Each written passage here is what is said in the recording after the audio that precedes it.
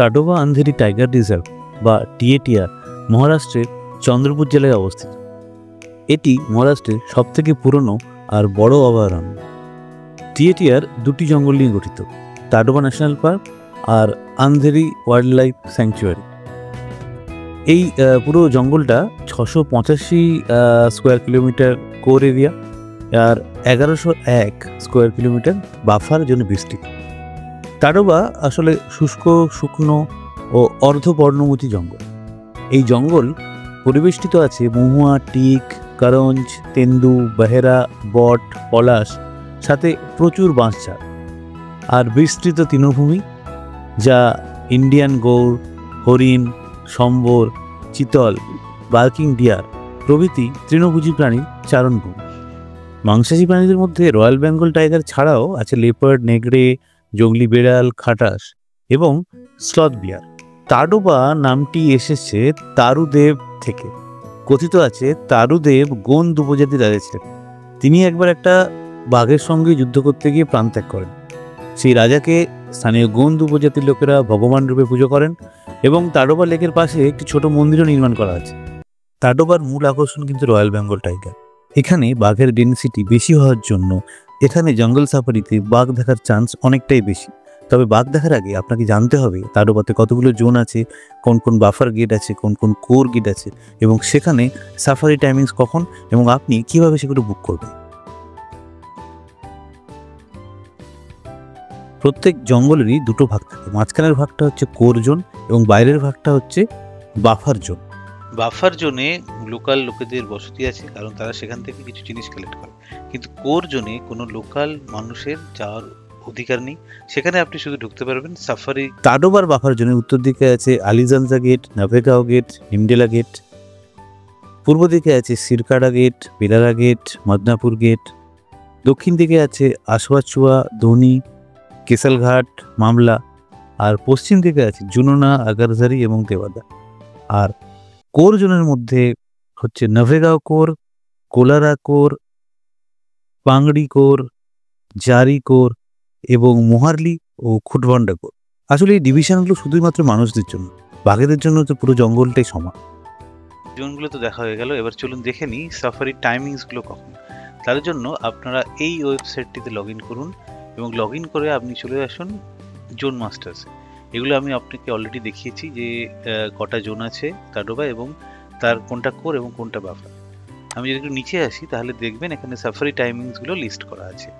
Core zone এবং buffer জোনের safari timings একই, শুধু এটা ভ্যারি করে সিজনের বিভিন্ন সময়। যেমন আপনি 1 থেকে 31 অক্টোবর দেখছেন, সকালে সাফারি শুরু হয় 6টায়, শেষ হয় 10টায়, এবং দুপুরে সাফারিটা শুরু হয় বেলা 2:30টায় এবং শেষ হয় 6:30টায়।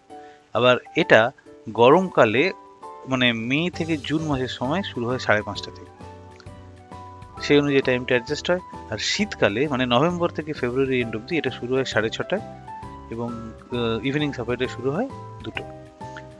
বাফার আর কোরে একই রকম টাইমিং। আপনি মনে রাখবেন কোর জোন কিন্তু বছরের জুলাই থেকে সেপ্টেম্বর এই 3 মাস বন্ধ থাকে, বাফার জোন কিন্তু সারা বছরই খোলা থাকে। আর একটা জিনিস মাথায় রাখবেন, কোর জোনগুলো কিন্তু প্রত্যেক মঙ্গলবার বন্ধ থাকে এবং বাফার জোনগুলো কিন্তু প্রত্যেক বুধবার বন্ধ থাকে। সাফারি বিভিন্ন কোর এবং বাফার ওয়াইজ সাফারির ফিস ভ্যারি করে। যেমন কোরে যদি আপনি কোনো একটা সাফারি 4 থেকে 59 দিনের জন্য বুকিং করেন তার এই ফিস, স্যাটারডে সানডে বুকিং করলে এই ফিস। আবার যদি আপনি 60 থেকে 120 দিনের মধ্যে বুকিং করেন তাহলে তার ফিস একটু বেড়ে যায়। আরেকটা অপশান আছে তৎকাল, সেটা হচ্ছে লাস্ট 1 থেকে 3 দিনের মধ্যে বুক করার জন্য, কিন্তু আপনি পেলে তো তবেই বুক করবেন। এখানে এত ডিমান্ড, 60 থেকে 120 দিন এই রেঞ্জের মধ্যে সমস্ত বুকিং শেষ হয়ে যায়। বাফার এরিয়ার ফিস একটু কম, এটাও মানডে টু ফ্রাইডে একরকম রেট থাকে, স্যাটারডে সানডে একরকম রেট থাকে।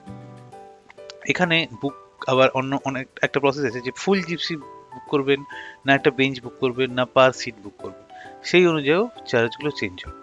এবার আপনাদের দেখাবো যে আপনি বুক করবেন সাফারিটা কোন ওয়েবসাইট থেকে। এটা তো আপনি বুঝে গেলেন কখন কি সাফারি আছে, কখন কি টাইমিংস। তার জন্য আপনাকে এই ওয়েবসাইটটিতে লগ ইন করতে হবে, সেটা হচ্ছে safariBooking.mahaforest.gov.in। এখানে লগ ইন করে আপনাকে আসতে হবে ইউজার লগ ইনে। এখানে আপনার যদি ইউজার আইডি না থাকে তাহলে আপনাকে একটি ইউজার আইডি ক্রিয়েট করতে হবে। আমার যেহেতু আইডি ক্রিয়েট করা আছে, আমি সেই আইডি দিয়ে লগ ইন করছি।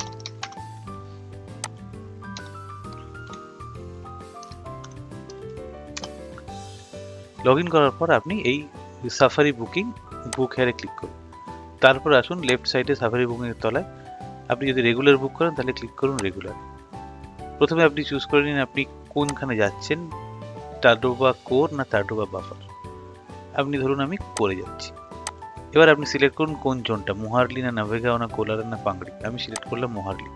তারপর আপনি সিলেক্ট করুন ভেহিকেল এবং ডেট অফ বুকিং। আমি সিলেক্ট করছি আমি গরমকালে যাব, তো আমি সিলেক্ট করছি মার্চ মাসের কোনো একটি দিন দিয়ে আপনি সার্চ করুন। সমস্ত সাফারি হয়ে গেছে, আমাকে একটু ডেটটা এগোতে হবে। আমি গেলাম এপ্রিলে, ক্লিক করলাম 10 তারিখে এবং সার্চ করলাম। এখানে দেখুন মোহারলি গেটের একটি মর্নিং সাফারি 12 তারিখে খোলা আছে। তো আমি এই 3-এ ক্লিক করবো, মানে 3টে সাফারি আর আপনি পাবেন। আপনি এখানে সিলেক্ট করুন, ধরুন আপনারা 6 জনই আছেন। 6 জন সিলেক্ট করে আপনি তাদের নাম, জেন্ডার, এজ, কান্ট্রি, টাইপ এবং আইডেন্টিটি নাম্বার এগুলো অবশ্যই আপনাকে দিতে হবে এবং এই আইডেন্টিটি কার্ডটি আপনাকে ক্যারি করতে হবে আপনি যখন গেটে সাফারি করতে যাবেন, কারণ এটা ওরা চেক করবে আপনার টিকিটের এগেইনস্টে। এখানে দিয়ে দিন আপনার নাম, অ্যাড্রেস, মোবাইল নাম্বার, ক্যামেরা আছে কিনা এবং কটি ক্যামেরা আছে তার নাম্বার দিয়ে আপনি যখন সিলেক্ট করবেন, এগ্রি করবেন, ওরা আপনাকে ফিসটা দেখাবে। এই যে এখানে দেখাচ্ছে এটা total fees, guide plus camera plus safari charge মিলিয়ে। তারপর আপনি পেতে ক্লিক করে আপনি পেমেন্ট করলেই আপনার টিকিট বুক হয়ে যাবে এবং আপনার ইমেল আইডিতে একটি মেল চলে আসবে এবং আপনার কাছে একটা মেসেজ আসবে। ওই টিকিটের প্রিন্ট আউট বা ওই মেলটা নিয়ে গিয়ে মোবাইলে দেখালেই আপনাকে ওরা সাফারি গেটে এন্ট্রি করতে দেবে আপনার আইডেন্টিটিগুলো ভ্যালিডেট করার পর। সাফারি ডিটেলসগুলো তো মোটামুটি বলা হলো, এবার বলতে হবে আপনি তাডোবা যাবেন কীভাবে। তাডোবার সবচেয়ে নিয়ারেস্ট বড় শহর হলো নাগপুর। তাহলে আপনাকে ফ্লাইটে বা ট্রেনে করে প্রথমে আসতে হবে নাগপুর। নাগপুর থেকে বাই রোড তাডোবা প্রায় 3 থেকে 3.5 ঘন্টা সময় লাগে। এবার তাডোবা জঙ্গলটি অনেক বড়, তার 4টি গেট চারদিকে। আপনি যে গেটের কাছে থাকবেন সেই অনুযায়ী আপনার টাইমিংটা ভ্যারি করবে, নাগপুর থেকে আপনার কতক্ষণ টাইম লাগবে। এবারে সংক্ষেপে বলে দিই আপনি থাকবেন কোথায়। প্রত্যেকটি কোর গেটের বাইরেই কোলারা, মোহারলি, নাভেগাঁও প্রচুর গেস্ট হাউস বা রিসর্ট আছে। কিন্তু আমি স্টাডি করে দেখেছি কোলারা এবং নাভেগাঁওয়ের বাইরে যে রিসর্টগুলো একটু দামি, একটু লাক্সারিয়াস, সে তুলনায় মোহারলি গেটের বাইরের রিসর্টগুলি একটু কম দামি এবং ভালো। এবং এছাড়া মোহারলি গেটের বাইরে আছে এমটিডিসির গেস্ট হাউস, আপনি ওখানেও থাকতেন। আমরা ছিলাম মোহারলি গেটের বাইরে একটি হোমস্টেতে যার নাম আকসাস হোমস্টে। ওখানে আমাদের ভাড়া লেগেছিল টুইন শেয়ারিং বেসিসে 1500 টাকা পার এসি রুম এবং পার হেড ওরা খাবারের জন্য চার্জ করতো 600 টাকা, যার মধ্যে ব্রেকফাস্ট, লাঞ্চ, ডিনার এবং 2বার চা, সকালে একবার বিকেলে একবার ইনক্লুড আছে। খুব সুন্দর ছিমছাম হোমস্টে, 6টি রুম আছে এবং একটি ডরমিটরি রুম আছে। আপনারা চাইলে এখানেও দেখতে পারেন, আমি কন্ট্যাক্ট নাম্বার দিয়ে দিচ্ছি। একটা কথা মনে রাখবেন, আপনি যদি মোহারলি গেটের বাইরে থেকে নাভেগাঁও বা কোলারার দিকে সাফারি করতে যান তবে এই ডিস্টেন্সটা কিন্তু আপনাকে গাড়ি করে কভার করতে হবে এবং সেটা কিন্তু এক্সট্রা চার্জ লাগবে। একটা কথা মনে রাখবেন, তাডোবায় সাফারি করার সময় মোবাইল একদম নিষিদ্ধ। আপনি যদি মোবাইলটা নিয়েও যান সঙ্গে করে, সাফারি গেটে একটা টিনের বাক্স দেবে যেখানে আপনাকে মোবাইলগুলো রেখে সেখানে তালা দিয়ে চাবিটা গাইডের কাছে রেখে দেবে। আর আপনি যখন সাফারি করে ফিরবেন তখন আপনি মোবাইলটি ফেরত পাবেন। আপনি সে জায়গায় ক্যামেরা বা বাইনোকুলার নিয়ে যেতে পারেন এবং প্রত্যেকটি সাফারি গেটের বাইরে ক্যামেরা রেন্টেও পাওয়া যায়, সেটা একবার চেষ্টা করে দেখতে পারেন। তাহলে আমি চেষ্টা করলাম তাডোবা ঘোরার জন্য যেটা জিনিস আপনাদের জানার দরকার পুরোটাই আলোচনা করতে।